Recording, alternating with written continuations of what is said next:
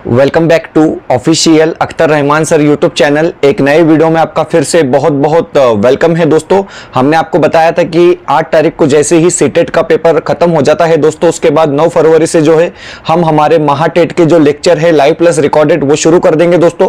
तो आज के इस पहले वीडियो में हम महाटेट 2025 की जो प्रश्न पत्रिका है दोस्तों, हिंदी विषय की जो प्रश्न पत्रिका है उसका एनालिसिस हम यहाँ पर करने वाले हैं दोस्तों, स्पष्टीकरण हम यहाँ पर करने वाले हैं। क्योंकि आप लोगों को मैं बताता हूं दोस्तों कि मतलब कोई भी एग्जाम को देने से पहले उस एग्जाम में प्रश्न पत्रिका किस तरीके से पूछी जाती है ये हमको पता होना बहुत ज्यादा जरूरी है। और एक पॉइंट की बात मैं आपको बताऊंगा दोस्तों, अगर आपको महाटेट 2026 पास होना है, 100% पास होना है दोस्तों, तो फर्स्ट लैंग्वेज आपकी हिंदी रखो, सेकंड लैंग्वेज आपकी मराठी रखो दोस्तों। कोई दिक्कत आपको परीक्षा में नहीं होगी। इंग्लिश को यहां से स्किप कर दो। जरूरी नहीं है कि अगर आप मराठी मीडियम के तो आपने मराठी फर्स्ट लैंग्वेज लेनी है और इंग्लिश सेकंड लैंग्वेज लेनी है दोस्तों, ऐसा कोई जरूरी नहीं होता है।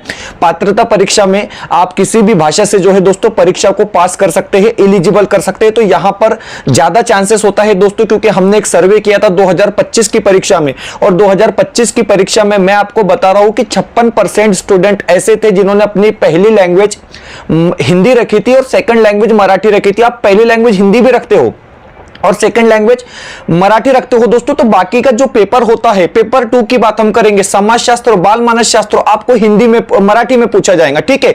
उसके बाद पेपर 1 के लिए आपकी फर्स्ट लैंग्वेज हिंदी होंगी, सेकंड लैंग्वेज मराठी होंगी। गणित, परिसर अभ्यास और बाल मानस शास्त्र, ये तीनों के तीनों जो पेपर है दोस्तों आपको मराठी में पूछे जाएंगे। मतलब सिर्फ नाम के लिए हिंदी मीडियम होता है, एक सब्जेक्ट होता है हिंदी का, बाकी तो पूरा पेपर फिर आपको क्या है मराठी में ही देखने के लिए मिलता है। मैं आपको बता रहा हूं दोस्तों, अगर आपको पास होना है तो हिंदी फर्स्ट लैंग्वेज रखेंगे दोस्तों, सेकंड लैंग्वेज मराठी में रखेंगे, पूरा पेपर उसके बाद मराठी में आएंगे। और दूसरी बात, एक विशेष बात मैं आपको बताना चाहता हूं कि इस साल पेपर 1 का जो सबसे ज्यादा रिजल्ट रहा है 17%, वो रहा है हिंदी मीडियम का। मतलब जिसकी पहली भाषा हिंदी थी, जिसकी दूसरी भाषा मराठी थी, 17% दोस्तों। इतिहास में कभी ऐसा नहीं हुआ। उससे बड़ी बात, दूसरा पेपर 2 में दोस्तों 22% रिजल्ट रहा है हिंदी मीडियम का, जो कि इतिहास है।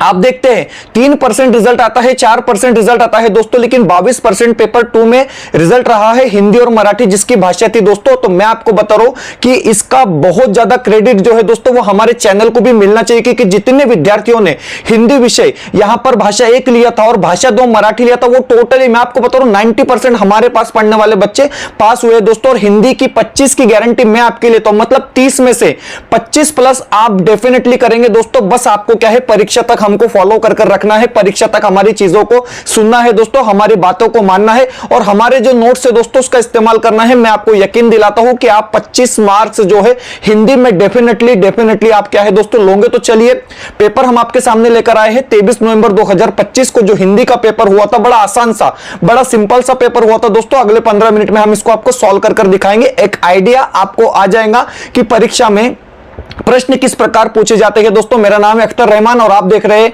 Official Akhtar Rahman sir YouTube channel. Video में आगे बढ़ने से पहले अगर आप हमारे चैनल पे नए हो दोस्तों तो चैनल को सब्सक्राइब कीजिए, साथ ही साथ बेल नोटिफिकेशन को ऑन कीजिए ताकि आपको आने वाले वीडियोस के नोटिफिकेशन जो है वो आसानी से मिल पाए। और दोस्तों, अगर आप हमसे जुड़ना चाहते हो तो डिस्क्रिप्शन में जाकर आपको हमारे टेलीग्राम और व्हाट्सएप चैनल को ज्वाइन कर लेना है, जहां से आपको तमाम अपडेट वक्त पर देखने के लिए मिलेंगी। साथ ही साथ अगर आप हमारे चैनल की मेंबरशिप हासिल करना चाहते हो तो सिंपली ज्वाइन बटन को ज्वाइन कर क्या है दोस्तों आप हमारे चैनल की मेंबरशिप हासिल कर सकते हैं। वीडियो को प्लीज लाइक कर लेंगे। तो देखिए, ज्वाइन बटन को ज्वाइन कर आप अगर हमारे चैनल की मेंबरशिप हासिल कर लेते हैं दोस्तों तो आपको हमारे सभी वीडियोस जो है वो बिल्कुल फ्री में देखने के लिए मिलेंगे। तो अभी ज्वाइन बटन को ज्वाइन कर आप हमारे चैनल की मेंबरशिप हासिल कर लेंगे महाटेट 2026 के लिए। चलिए वीडियो को शुरू करते हैं।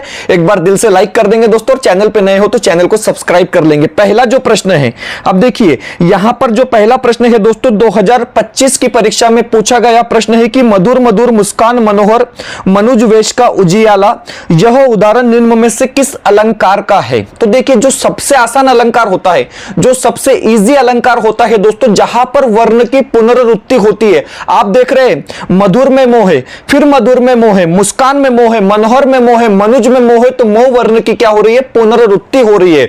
और जहां पर किसी एक वर्ण की पुनरावृत्ति होती है दोस्तों, वहां पर हमारा कौन सा अलंकार होता है, तो अनुप्रास अलंकार होता है। बच्चा भी क्या है इसका आंसर बता देगा, मैं आपको बता रहा हूं दोस्तों। तो ये हो गया हमारा पहले आंसर का जवाब। उसके बाद सेकंड क्वेश्चन, देखिए बिल्कुल हम एकदम, क्योंकि इसके पहले हमने बहुत फास्ट लेक्चर किए दोस्तों सीटेट में, क्योंकि वक्त नहीं था। मैं आपको बता रहा था कि टाइम मैनेजमेंट को रखो, टाइम मैनेजमेंट को रखो, तुमने वो नहीं किया, वहां पर काम खराब हो गया। प्रश्न क्या पूछा गया कि निम्न शब्दों में से जातिवाचक संज्ञा कौन सी है। अब देखिए जातिवाचक संज्ञा जो किसी जात का बोध कराती है। मैं रोहित अगर किसी का नाम कहूंगा, किसी लड़के का नाम रोहित कहूंगा तो वो व्यक्तिवाचक संज्ञा हो जाती है, लेकिन अगर मैं लड़का कहूंगा तो वो जातिवाचक संज्ञा हो जाएंगी। तो यहां पर जातिवाचक संज्ञा कौन सी है, तो पंछी। बिल्कुल सिंपल सा आंसर है दोस्तों, ऑप्शन 2 जो रहेगा आपका वो यहां पर क्या है, सही विकल्प हो जाएगा। उसके बाद क्वेश्चन नंबर 3, देखिए ये बिल्कुल सिंपल से क्वेश्चन पूछे गए थे दोस्तों। मैंने भी ये परीक्षा दी हूं, मैं ऑलरेडी 3 बार परीक्षा को क्वालिफाइड कर चुका हूं। 15 से 20 मिनट में हमने हिंदी का सेक्शन साफ कर दिया था। देखिए परीक्षा क्या प्रश्न क्या पूछा गया कि निम्न में से अन्य पुरुषवाचक सर्वनाम कौन सा है। तो देखिए दोस्तों यहां पर क्या आपको प्रश्न पूछा जा रहा है, आपको प्रश्न पूछा जा रहा है कि कौन सा अन्य, मतलब हम किसी अन्य इंसान के लिए जो शब्दों को इस्तेमाल करते हैं वो सर्वनाम कौन सा है, पुरुषवाचक सर्वनाम कौन सा है। तो वो आपका विकल्प 3 यहां पर क्या रहेगा दोस्तों, सही रहेगा। ऑप्शन 3 जो होगा आपका वो बिल्कुल राइट विकल्प यहां पर क्या है, हो जाएगा। चलिए बिल्कुल सिंपल सी बात है दोस्तों, किसी मतलब कोई स्पष्टीकरण करने की जरूरत ही नहीं है, इतना आसान पेपर है। मैं आपको बताऊंगा, आप देखिए कविता किस तरीके से पूछी गई थी, परिच्छेद किस तरीके से पूछे गए थे, वो टोटली चीजें आप आगे आगे देखते जाएंगे दोस्तों। पासिंग की गारंटी मैं आपके लेता हूं, बिल्कुल इस बार क्या है, कॉन्फिडेंस आपने अपने अंदर रखना है, 100% आप पास होंगे। प्रश्न नंबर 4, अब यहां पर क्या प्रश्न है कि निम्न में से नाचना क्रिया का प्रथम प्रेरणार्थक रूप कौन सा होता है। तो देखिए प्रथम प्रेरणार्थक रूप, द्वितीय प्रेरणार्थक रूप, ये क्रिया के रूप होते हैं। तो देखिए नाचना यहां पर एक शब्द दिया गया, अगर आप बात करेंगे प्रथम प्रेरणार्थक क्रिया की तो वो हो जाएगा नचाना। मतलब आपका नाचने से क्या होता है, नचाना होता है, और नचवाना द्वितीय प्रेरणार्थक क्रिया। मतलब आपका यहां पर विकल्प कौन सा सही हो गया, तो आपका विकल्प 3 यहां पर दोस्तों सही आंसर हो जाएगा। चलिए ये क्वेश्चन पेडागोजी से पूछा गया था, थोड़ा सा मतलब हमारे सिलेबस से आउट ऑफ सिलेबस हम इसको कह सकते हैं दोस्तों, क्योंकि ये जो प्रश्न था ये मतलब जिस तरीके से सीटेट में प्रश्न होते हैं उसी प्रकार का प्रश्न था कि व्याकरण के किसी उपघटक का अध्ययन करते हेतु किस अध्यापन पद्धति का प्रयोग करना उचित होगा। अगर आप बच्चों को व्याकरण पढ़ा रहे हो, अगर आप बच्चों को ग्रामर पढ़ा रहे हो, तो वहां पर आप किस विधि का प्रयोग करेंगे, इस प्रकार का यह प्रश्न है दोस्तों। तो यहां पर आपका आंसर क्या होगा, तो भाषाई खेल, मतलब विकल्प 1 जो रहेगा इसका वो सही विकल्प यहां पर हो जाएगा। प्रश्न नंबर 6, देखिए क्वेश्चन नंबर 6 आपके सामने है, पूछा गया कि किसी पद में वर्णित प्रसंग हमारे हृदय में ओज, उमंग, उत्साह। देखिए उत्साह एक शब्द यहां पर आपको नजर आ रहा है। मैं आपको बता दूंगा कि उत्साह जब आपको मिल गया तो आपको रस मालूम हो जाना चाहिए कि यह कौन सा रस है, तो यह है दोस्तों हमारा वीर रस। क्योंकि उत्साह का भाव जहां पर उत्पन्न होता है उसको हम कहते हैं वीर रस कहते हैं दोस्तों। ऑप्शन आपका यहां पर जो 4 रहेगा वो बिल्कुल सही आंसर होगा। विकल्प जो 4 दिया गया है वो आपका यहां पर क्या है, राइट आंसर हो जाएगा दोस्तों। क्योंकि चलिए ओके बढ़ते हैं अगले प्रश्न की तरफ। प्रश्न नंबर 7, चलिए क्वेश्चन नंबर 7 आपकी स्क्रीन पर है। चलिए मेरा टाइम की तरफ भी बड़ा ध्यान रहता है क्योंकि मैं ज्यादा लेता नहीं हूं दोस्तों, बहुत लंबे लंबे वीडियो को हमारी आदत नहीं है क्योंकि बच्चे उसको देखते नहीं है। प्रश्न पूछा गया है कि कुलीन इस प्रत्ययुक्त शब्द में लगा हुआ प्रत्यय कौन सा है। तो देखिए जहां पर पहली विलांटी आती है वहां पर आपकी छोटी ई का इस्तेमाल होता है, और जहां पर मतलब हम कहते हैं दूसरी विलांटी, सिंपल लैंग्वेज में बोल रहा हूं, छोटी बड़ी विलांटी होती है, तो दूसरी विलांटी जहां पर आती है तो बड़ी ई का इस्तेमाल होता है। तो कुलीन में आपको क्या है दोस्तों, इन लगा है, मतलब आपका विकल्प 2 यहां पर सही हो जाएगा। उपसर्ग क्या होते हैं, शब्द के पहले लगकर अर्थ बदल देते हैं। अब जय को वी लग गया तो विजय हो गया, ठीक है। प्रत्यय क्या होते हैं, शब्द के आखिर में लगते हैं, और प्रत्यय 2 प्रकार के होते हैं, कृदंत प्रत्यय होते हैं और तद्धित प्रत्यय होते हैं। ये सारी चीजें हम आपके लिए आसान करते चलेंगे दोस्तों। फिलहाल आपके लिए क्वेश्चन पेपर देख लेना बहुत ज्यादा जरूरी है। प्रश्न 8, 8वां प्रश्न आपकी स्क्रीन पर है। प्रश्न पूछा गया कि निम्न में से कौन सा शब्द उपसर्ग युक्त नहीं है, मतलब उपसर्ग से नहीं बना है। ओके, मैंने आपको क्या कहा अभी कि उपसर्ग कहां लगते हैं, तो पहले प्रत्यय कहां लगते हैं, तो शब्द के पीछे, बस ऐसी ये लैंग्वेज में हमने पढ़ना है। बहुत हिंदी में जाएंगे और मतलब डीप में जाएंगे तो कोई जरूरत ही नहीं है। चलिए ठीक है, यहां पर देखिए आपका सही विकल्प क्या होगा? तो देखिए सुविचार में दोस्तों उपसर्ग का इस्तेमाल हुआ है, अज्ञान में आपका उपसर्ग का इस्तेमाल हुआ है, विजय में भी उपसर्ग का इस्तेमाल हुआ है, लेकिन साधक में उपसर्ग का इस्तेमाल नहीं हुआ है। तो विकल्प 4 जहां यहां पर दिया गया है वो आपका क्या है दोस्तों, यहां पर राइट आंसर हो जाएगा। प्रश्न नंबर 9, नौवां प्रश्न है कि हिंदी साहित्य में प्रेमचंद को किस उपाधि से जाना जाता है? किसी से भी पूछ लो आप, उपन्यास सम्राट का जहां नाम आएगा लोग प्रेमचंद का नाम लेंगे दोस्तों। तो आपको पूछा गया है कि किस उपाधि से जो है प्रेमचंद जी को जाना जाता है? तो उनको उपन्यास सम्राट कहा जाता है, निर्मला उपन्यास, गोदान उपन्यास, इस प्रकार के बहुत से उनके जो है दोस्तों मंगलसूत्र उपन्यास, बहुत से उपन्यास जो है प्रेमचंद जी ने लिखे हैं। चलिए अभी मैंने आपको बताया कि प्रत्यय दो प्रकार के होते हैं, तद्धित होते हैं, क्रुदंत होते हैं। तो यहां पर प्रश्न क्या है कि निम्न में से क्रुदंत कौन सा है? अब देखिए क्रुदंत कौन सा है, मतलब क्रुदंत प्रत्यय जिसको लगा है वो शब्द कौन सा? थोड़ा सा डिफिकल्ट ये क्वेश्चन था, लेकिन बच्चों ने सॉल्व किए। मेरे जो करीब 28 से 30 बच्चे ऐसे हैं जिन्होंने 2025 की परीक्षा में 30 में से 30 नंबर हासिल किए, और मैक्सिमम बच्चे 50 से ज्यादा बच्चे ऐसे हैं जिन्होंने 30 में से 28 नंबर हासिल किए। लेकिन हिंदी, इसलिए मैं आपको कह रहा हूं कि हिंदी की जो जिम्मेदारी है दोस्तों वो हमारे पर आपने छोड़ देनी है। हम आपको 100% यहां से पास का रिजल्ट देंगे, 100% मैं आपको बता रहा हूं। यहां पर हंसोड़ जो है दोस्तों वो आपका क्रुदंत शब्द हो जाएगा। चलिए ओके ठीक है, आगे बढ़ते हैं। आगे बढ़ने से पहले दोस्तों अगर आप हमारे चैनल पे नए हो तो चैनल को सब्सक्राइब कीजिए, साथ ही साथ बेल नोटिफिकेशन को ऑन कीजिए ताकि आपको आने वाले वीडियोस के नोटिफिकेशन जो है वो आसानी से मिल पाए। और दोस्तों अगर आप हमारे चैनल की मेंबरशिप हासिल करना चाहते हो तो सिंपली ज्वाइन बटन को ज्वाइन कर क्या है आप हमारे चैनल की मेंबरशिप हासिल कर सकते हैं दोस्तों, जिससे क्या होगा महाटेट 2026 के लिए आपको हमारे सभी लेक्चर जो है बिल्कुल फ्री में देखने के लिए मिलेंगे दोस्तों। तो अभी ज्वाइन बटन को ज्वाइन कर क्या है आप हमारे चैनल की मेंबरशिप हासिल कर सकते हैं। वीडियो को प्लीज लाइक कीजिए, चैनल पे नए हो दोस्तों तो चैनल को सब्सक्राइब कीजिए। बढ़ते हैं अगले प्रश्न की तरफ, प्रश्न नंबर 11। अब देखिए क्वेश्चन नंबर 11 जो आपकी स्क्रीन पर है दोस्तों वो इस प्रकार पूछा गया है कि निम्न में वाक्य में प्रयुक्त अव्यय और का भेद कौन सा है? अब देखिए दोस्तों यहां पर आपको और का भेद पूछा गया है। तो देखिए और का भेद कौन सा है दोस्तों, तो यहां पर अध्यापक कक्षा में आए और पढ़ाना आरंभ किया, एक वाक्य आपको दिया गया है। अध्यापक कक्षा में आए और पढ़ाना आरंभ किया, तो यहां पर क्या होगा, हम इसको मराठी में कहते हैं दोन शब्द किंवा दोन वाक्य यांना जोडणाऱ्या अविकारी शब्दाला उभययान्वी अव्यय असे म्हणतात। तो इसको हम मराठी का उभययान्वी अव्यय हिंदी में कहेंगे। बात को याद रखेंगे आप। तो ये हो गया हमारा समुच्चयबोधक अव्यय, ये क्या हो गया हमारा समुच्चयबोधक अव्यय हो गया। ऑप्शन 1 जो हो गया दोस्तों वो सही आंसर यहां पर हो जाने वाला है। चलिए अगला जो प्रश्न है, अब देखेंगे आपकी 12 से लेकर 15 तक जो क्वेश्चन पूछे गए, मतलब 12, 13, 14 और 15, ये 4 क्वेश्चन आपको क्या है दोस्तों पूछे जाएंगे इस उतारे के आधार पर, इस परिच्छेद के आधार पर आपको क्या है अगले 4 प्रश्न यहां पर पूछे जाएंगे। अब देखिए अब परिच्छेद आपको अगर पढ़ना है तो पढ़ लेंगे आप, इसको रोककर मैं पढ़ूंगा नहीं, मैं डायरेक्ट उत्तर आपको बताऊंगा क्योंकि प्रश्न ऐसे पूछे गए थे कि परिच्छेद पढ़ने की जरूरत ही नहीं थी। देखिए मैं आपको बता रहा हूं, अब यहां पर 12, 13, 14 एक ही स्क्रीन पर सारे क्वेश्चन आगे देखिए आप। प्रश्न ऐसे पूछे गए थे कि भैया परिच्छेद को देखने की जरूरत ही नहीं है, क्योंकि यहां पर प्रश्न क्या है, परिच्छेद में प्रयुक्त निम्न शब्दों में से कौन सा शब्द है जिसका एक वचन और बहुवचन का रूप समान होता है? ये तो व्याकरण का प्रश्न हो गया ना, इसका परिच्छेद से क्या लेना देना है? मतलब आपको पूछा गया है कि कौन सा शब्द है जो एक वचन और बहुवचन में एक जैसा ही प्रयुक्त होता है, तो हो गया पत्र। इसको देखने के लिए आपको परिच्छेद में ढूंढने की जरूरत है क्या? इसका आंसर नहीं, बिल्कुल सिंपल सी बात। चारों प्रश्न ऐसे थे परिच्छेद में जाने की जरूरत ही नहीं है। मतलब आप जो 5 मिनट खर्च करते हो परिच्छेद देखने में, उतारा देखने में, वहां जाने की जरूरत भी नहीं। कविता भी वैसी है और यहां पर आपका उतारा भी वैसे ही दिया गया। दूसरा देखिए परिच्छेद में प्रयुक्त मन उबना, इस मुहावरे का अर्थ क्या है? अब देखिए मन उबना, इस मुहावरे का अर्थ आपको पूछा गया है। अब देखिए मन उबना मतलब क्या हो गया, उकत जाना। उकत जाना शब्द परिच्छेद में नहीं है, यह आपको व्याकरण के बेस पर, आपके नॉलेज पे बेस पर यहां पर आंसर लगाना है। तो हो गया आपका दूसरा ऑप्शन होता। हमने पैसेज को देखा तो नहीं देखा।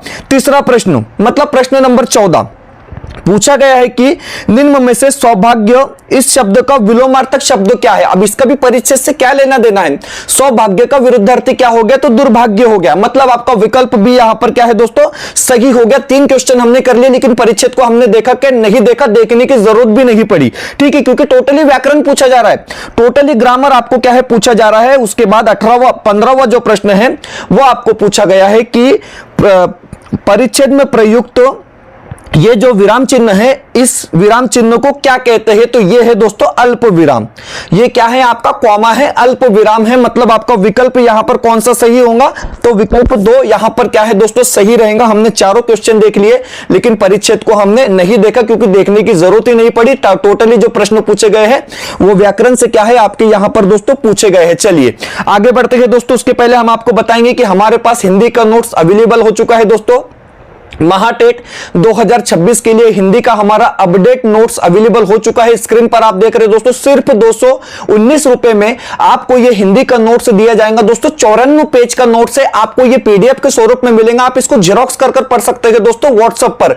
और मैं आपको बता रहा हूं कि इसके अलावा आपको कुछ भी करने की जरूरत नहीं दोस्तों। इतनी बेहतर तरीके से हमने यहां पर बनाया गया। टोटली व्याकरण इसमें ऐड है दोस्तों। 2 क्वेश्चन पेपर है पिछले साल के जो आप आपकी स्क्रीन पर देख रहे हैं, और साथ ही साथ टोटल गद्यकार, साहित्यकार, कवि, इनके सारे जो है दोस्तों आपको टोटली कंटेंट यहां पर देखने के लिए मिलेंगे। तो एक पूरी तरीके से परफेक्ट नोट्स यहां पर क्या है आपको सिर्फ 219 रुपए में मिल रहे दोस्तों। मैं आपको बता रहा हूं कि ये नोट्स पढ़ने के बाद इसके अलावा आपको कुछ भी करने की जरूरत नहीं है दोस्तों। इस बात की हम आपको गारंटी देते हैं, और 25 प्लस मार्क आप यहां से क्या है हासिल कर सकते हैं। फिलहाल हमारे जो क्वेश्चन पेपर है दोस्तों या बाकी के जो नोट्स है वो अगले 15 से 20 दिन में रेडी हो जाएंगे, उसकी जाहिरात आपको दी जाएंगी। लेकिन फिलहाल अभी हमारे पास ये नोट्स अवेलेबल है दोस्तों। आपको स्क्रीन पर एक व्हाट्सएप नंबर दिख रहा है, इस नंबर पर कॉन्टेक्ट कर आप क्या है इसको परचेस कर सकते हैं दोस्तों। 219 रुपए में आपको 25 प्लस की गारंटी हम यहां पर देते हैं, क्योंकि टोटली कंटेंट जो है हमने इसमें ऐड कर रखा है। चलिए बढ़ते हैं आगे। वीडियो को लाइक करते रहेंगे और चैनल को सब्सक्राइब करते रहेंगे। अब देखिए प्रश्न नंबर 16 से 19 तक आपको यहां पर क्या है कविता दी गई थी। अब ये कविता है उम्मीद। कौन सी कविता है ये? उम्मीद। इयत्ता 9वीं लोकवाणी में आपको ये कविता देखने के लिए मिलेंगी। कविता है वो खुद ही जान जाते हैं बुलंदी आसमानों की, परिंदों को तालीम नहीं दी जाती उड़ानों की, जो दिल में हौसला हो तो कोई मंजिल नहीं मुश्किल, बहुत कमजोर दिल ही बात करते हैं थकानों की, जिन्हें सिर्फ मरना है वो बेशक खुदकुशी कर ले, कमी कोई नहीं वरना जीने के बहानों की, महकना और महकाना केवल काम खुशबू का है। ओके, कभी खुशबू नहीं मोहताज होती कद्रदानों की। ओके, उसके बाद हमें हर हाल में तूफानों से महफूज रखती है, और आखिर में दिया गया छतें मजबूत होती है उम्मीदों के मकानों की। इस प्रकार से एक कविता यहां पर दी गई थी दोस्तों। मैं बच्चों को ये कविता पढ़ाता भी हूं क्लास में। अब कविता को देखने की जरूरत नहीं है, फिर से मैं आपको बता रहा हूं कि टोटली व्याकरण पूछा है ना, व्याकरण पूछा है तो कविता को देखने की जरूरत ही क्या पड़ती है। तो देखिए यहां पर जो 16वां प्रश्न है वो क्या पूछा गया है? कविता में प्रयुक्त महफूज शब्द का अर्थ निम्न में से क्या है? महफूज का अर्थ क्या है? तो महफूज का अर्थ होता है सुरक्षित। महफूज का अर्थ क्या होता है? सुरक्षित होता है। तो आपका विकल्प भी यहां पर क्या है सही हो गया। ठीक है, उसके बाद 17वां प्रश्न है कि घर अर्थ में प्रयुक्त समानार्थी शब्द कौन सा है? अब देखिए घर, घर के लिए कविता में कौन सा शब्द प्रयुक्त हुआ है? तो देखिए मकान। आपको पता है यहां पर आपको दिया गया है लास्ट में ही मकान, तो मकान यहां पर क्या है आपका सही विकल्प हो जाएगा।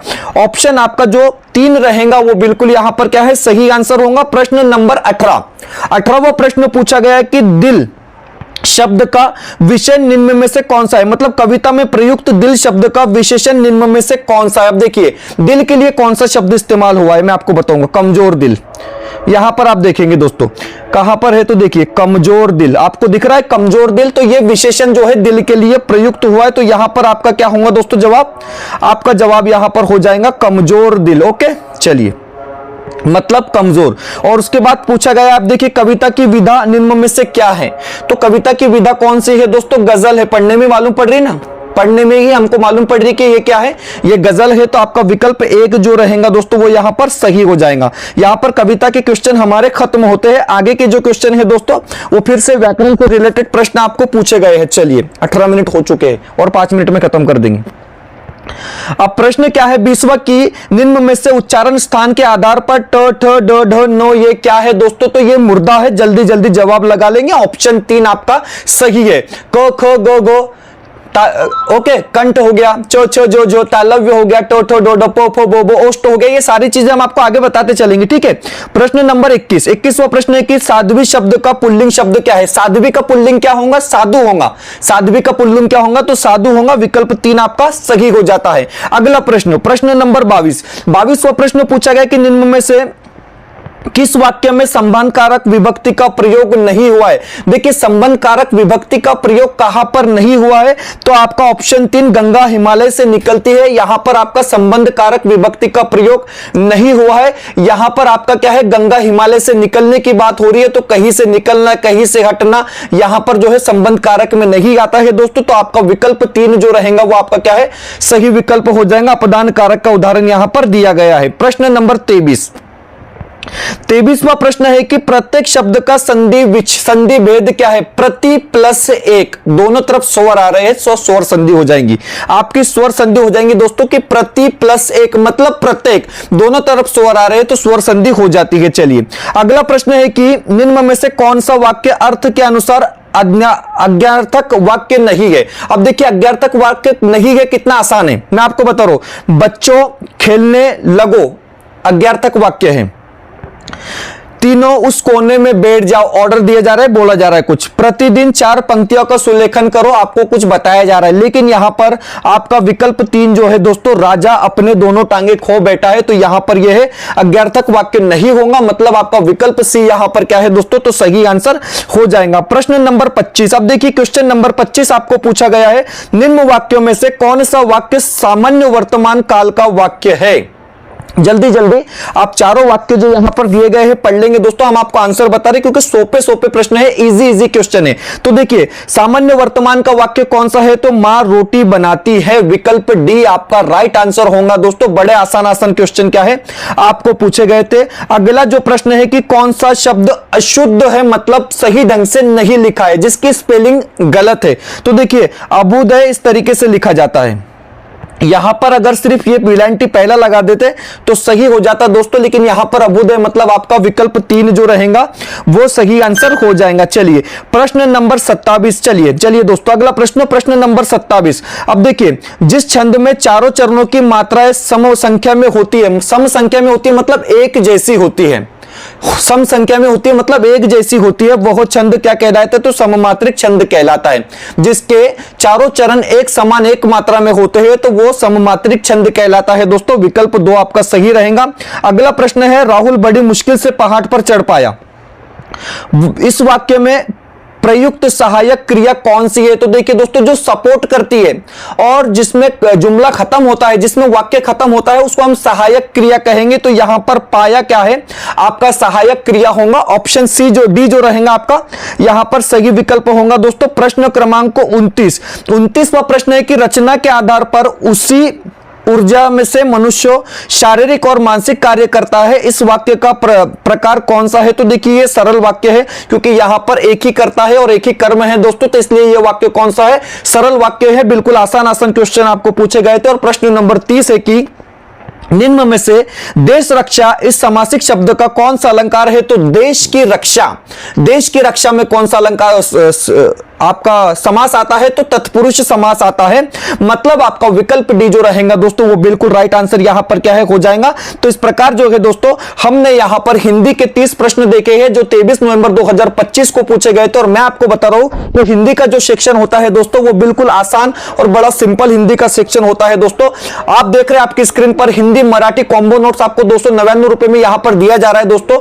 मतलब अगर आप इसको अलग अलग परचेस करेंगे तो 199 मराठी का प्राइस है और 299 आपका हिंदी का प्राइस, 219 हिंदी का प्राइस है दोस्तों। लेकिन अगर आप दोनों एक साथ परचेस करेंगे तो सिर्फ 299 रुपए में आपको हिंदी और मराठी के अपडेट नोट्स विथ दो क्वेश्चन पेपर के साथ आपको साहित्यकार की रचनाओं के साथ जो है दोस्तों दिए जाएंगे। व्हाट्सएप नंबर स्क्रीन पर दिया गया, इस नंबर पर कांटेक्ट कर अभी आप इसको परचेस करेंगे दोस्तों। और यहां से हमारा महाटेट 2026 का कारवा शुरू हो चुका है। आप हमारे साथ जुड़े रहिए दोस्तों, आपकी पासिंग की गारंटी जो है हम आपको लेंगे। हमारे लेक्चर जो है बिल्कुल आपको फ्री देखने के लिए मिलेंगे दोस्तों। सिर्फ क्वेश्चन सेट और हमारे नोट्स का पैसा आपको देना है दोस्तों, बाकी सारी चीजें आप लोगों के लिए फ्री रहेंगी। फिलहाल वीडियो में इतना ही। वीडियो बेहतर लगी तो प्लीज वीडियो को लाइक कीजिए और चैनल पे नए हो दोस्तों तो चैनल को सब्सक्राइब कीजिए। मिलते हैं नए वीडियो में।